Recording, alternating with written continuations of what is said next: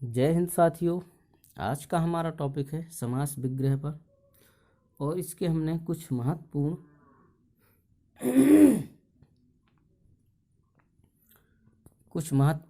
Question answer लिए हैं। तो इसमें 20 के समथिंग आपके समास आधारित क्वेश्चन आंसर होंगे जो परीक्षा की दृष्टि से बहुत ही महत्वपूर्ण है आपके लिए।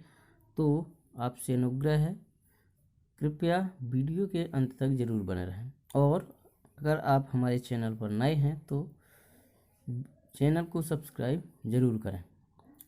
तो चलते हैं क्वेश्चन नंबर 1 पर। ग्राहगत में कौन सा समास है? तो आपको बताना है ग्राहगत में कौन सा समास है। कर्मधारय, दिगु, दिगु या तत्पुरुष या फिर कोई नहीं।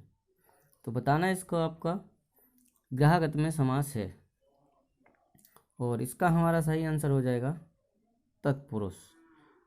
इसका सही विग्रह होगा ग्रह को आगत, यानी ग्रह को आने वाला, घर को आने वाला।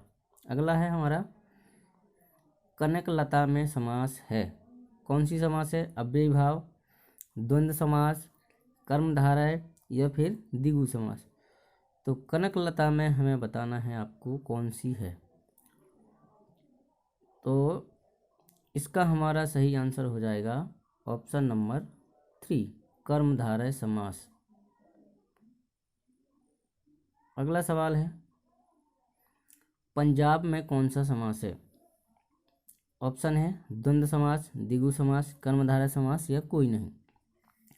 तो बताना है आपको पंजाब में कौन सा समास होगा और इसका सही आंसर है द्विगु समास।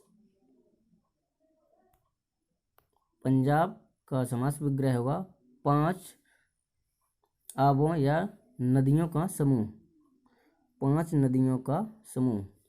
अगला है हमारा सतसई का समास विग्रह है। आपको बताना है सतसई का समास सही समास विग्रह होगा। ऑप्शन है 7 दोहों का समूह या फिर 700 दोहों का समूह या तीसरा है यह दोनों, चौथा है इनमें से कोई नहीं। तो इसका हमारा सही आंसर हो जाएगा 700 दोहों का समूह। बिहारी सतसई ये कृति है, इसमें 700 दोहे हैं। अगला है अनहोनी में समास होगी। तो अनहोनी में कौन सी समास होगी? ऑप्शन बहुब्रीहि, कर्मधारय, द्वंद्व और द्विगु। तो अनहोनी में कौन सी समास होगी? तो इसका हमारा सही आंसर हो जाएगा बहुब्रीहि समास, जो ना होने वाली, मतलब विशेष घटना, कभी ना होने वाली। अगला है चौलड़ी शब्द में समास होगा। आपको बताना है चौलड़ी शब्द में कौन सा समास है। ऑप्शन कर्मधारय, तत्पुरुष, बहुब्रीहि या द्वंद्व। तो बताना है आपको चौलड़ी में कौन सा समास होगा और इसका हमारा सही आंसर हो जाएगा बहुब्रीहि समास। इसका हमारा समास विग्रह होगा 4 हैं जो लड़ियां, अर्थात माला, जिसको हम माला भी कहते हैं। अगला है 7 नंबर सुपुरुष में कौन सी समास है। सुपुरुष में बताना है आपको कौन सा समास होगा। तो कर्मधारय है या फिर द्वंद्व है, द्विगु है या फिर तत्पुरुष समास। तो सुपुरुष में बताना है कौन सा समास होगा, अनुमान लगाएं आप। और इसका हमारा सही आंसर है कर्मधारय। सुपुरुष मतलब इसका होगा सुंदर है जो पुरुष। अगला है 8वां देवासुर में समास है। तो आप बताएं देवासुर में कौन सा समास होगा। कर्मधारय, द्वंद्व, तत्पुरुष या द्विगु समास। तो देवासुर में कौन सा समास होगा? तो आपने कर लिया होगा गैस और इसका सही आंसर है द्वंद्व समास। देवासुर का समास विग्रह होगा देव और असुर। अगला है तत्पुरुष समास में कितने भेद हैं। तो तत्पुरुष समास में बताना है कितने भी, 4, 8, 6, 7। तो इसका हमारा सही आंसर होगा 6। अगला है इकलौता शब्द में समास है। तो इकलौता शब्द में समास बताना है कौन सा है, द्वंद्व समास, द्विगु समास, कर्मधारय या तत्पुरुष समास। तो इकलौता शब्द में हमारा कौन सा समास होगा, इसका सही आंसर हो जाएगा ऑप्शन नंबर 2, द्विगु समास। इसका हमारा समास विग्रह होगा अकेला है, यानी एक है जो, अकेला।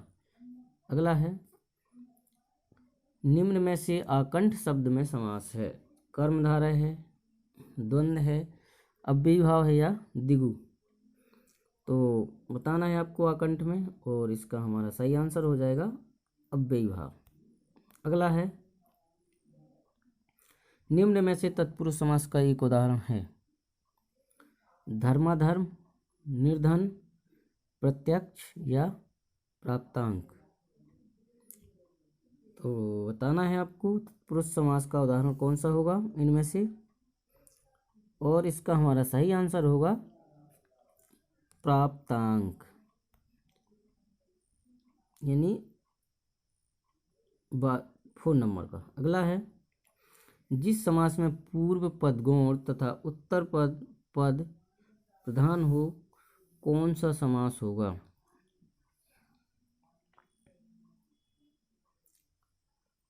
तो बताना है आपको कर्मधारय, द्वंद्व,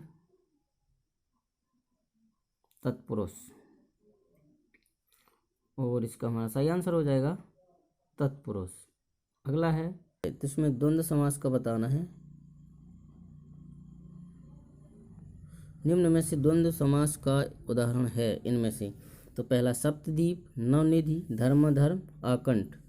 तो बताना है आपको द्वंद्व समास का उदाहरण कौन सा है, और इसका हमारा सही आंसर हो जाएगा धर्माधर्म। अगला है 15 नंबर, संगीतज्ञ का सही समास विग्रह होगा। तो संगीतज्ञ का सही समास विग्रह क्या होगा, संगीत को पढ़ने वाला, संगीत को गाने वाला, या संगीत को जानने वाला, या फिर यह तीनों। तो इसका हमारा सही आंसर हो जाएगा ऑप्शन नंबर 3, संगीत को जानने वाला। अगला है नवनिधि में कौन सा समास है। तो नवनिधि में बताना है आपको द्वंद्व समास, द्विगु समास, कर्मधारय या फिर अव्ययीभाव समास। नवनिधि में कौन सा समास होगा, तो इसका हमारा सही आंसर है ऑप्शन नंबर 2, द्विगु समास। मतलब इसका समास विग्रह करेंगे तो 9 निधियों का समाहार, मतलब समूह। अगला है निम्न में से बहुब्रीहि समास का उदाहरण है, लंदन, गौरीशंकर, गोपाल, लेन देन। तो इसका हमारा सही आंसर क्या होगा, तो इसका हमारा सही आंसर होगा बहुब्रीहि समास। इसका अगर हम समास विग्रह करेंगे तो गायों का पालन है जो करे वह, अर्थात श्री कृष्ण, अर्थात गायों को पालने वाला है जो, वो है श्री कृष्ण। अगला है गौरी शंकर में कौन सा समास है। तो गौरी शंकर में कर्मधारय, द्विगु, द्वंद्व या फिर बहुब्रीहि। तो हमारा इसका सही आंसर होगा द्वंद्व समास। अगला है द्वंद्व समास का उदाहरण है सद्गुण, भयभीत, लेन देन या फिर कोई नहीं। तो बताना है आपको द्वंद्व समास का उदाहरण कौन सा है। तो इसका सही आंसर हो जाएगा हमारा 3, ऑप्शन नंबर 3, लेन देन, लेना और देना। अगला है और अंतिम क्वेश्चन आज का, शीतोष्ण शब्द का समास विग्रह क्या होगा। तो शीतोष्ण शब्द का समास विग्रह बताना है, जैसे ऑप्शन है ठंडी और गर्मी, शीत उत्पन्न करने वाला, शीत और उष्ण, यह सभी। तो इसका हमारा सही आंसर होगा शीत और उष्ण, शीत उष्ण का सही समास विग्रह होगा। दोस्तों वीडियो कैसा लगा कमेंट के माध्यम से ज़रूर बताएं, और आपका समास विग्रह आपकी विग्रह करने पर आधारित होता है कि आप किस तरह से विग्रह करते हैं, उसी उसमें चला जाता है, वो कर्मधारय का बहुव्रीहि में हो जाता है, लेकिन वो होता है आपके विग्रह करने पर। किस तरह से विग्रह करते हैं,